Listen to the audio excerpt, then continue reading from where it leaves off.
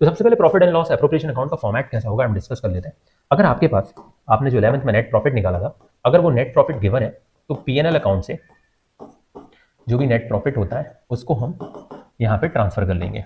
ठीक है, अब पार्टनर्स को जितनी भी चीजें दी जा रही हैं, ठीक है, वन बाय वन इनसाइडर से रिलेटेड सारे आइटम, इंटरेस्ट ऑन कैपिटल, अगर पार्टनर अभी हम एग्जांपल के तौर पे 2 ही पार्टनर लेंगे सो दैट हमारा फॉर्मेट थोड़ा छोटा है। Interest on capital, salary to partner, अगर किसी पार्टनर्स को सैलरी मिल रही है, सपोज हम मान लेते हैं दोनों को मिल रही है बट अलग अलग मिल रही है, ठीक है, अगर किसी को कमीशन मिल रहा है तो कमीशन लिखो यहाँ पर,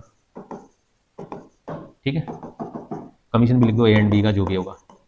इसके बाद अगर हमारे पास इंटरेस्ट ऑन ड्राइंग है तो ये फर्म की इनकम होगी, इंटरेस्ट ऑन ड्राइंग फर्म की इनकम होगी, और इंटरेस्ट ऑन कैपिटल पार्टनर का सैलरी, पार्टनर का कमीशन, ये एप्रोप्रिएशन है या खर्चा है तो फर्म के डेबिट साइड आ गया। अब इंटरेस्ट ऑन ड्राइंग, भाई दोनों ने पैसा निकाला था, इंटरेस्ट ऑन ड्राइंग भी अगर चार्ज अगेंस्ट प्रॉफिट है तो हम चार्ज करेंगे यहाँ पर इंटरेस्ट ऑन ड्राइंग, वो भी एज पर डीड। जितनी भी यहाँ पर चीजें आ रही हैं profit and loss appropriation account में, ये सब डीड के अकॉर्डिंग आती है, इसीलिए इनका नाम एप्रोप्रिएशंस में इनको रिकॉर्ड किया जा रहा है। डीड में होगा तो आईओसी मिलेगा, डीड में होगी तो सैलरी, अभी थोड़ी देर पहले मैंने बताया। अगर डीड साइलेंट है तो no salary, no commission, no IOC, no IOD, कुछ नहीं होगा।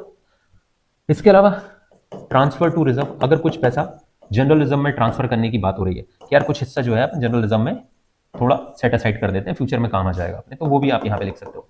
इसके बाद जो भी हमारा प्रॉफिट आएगा वो पार्टनर्स के to profit transfer to partners capital slash current, आप दोनों लिख लीजिएगा क्योंकि कौन सा मेथड यूज होगा वो हम आगे डिसाइड करेंगे।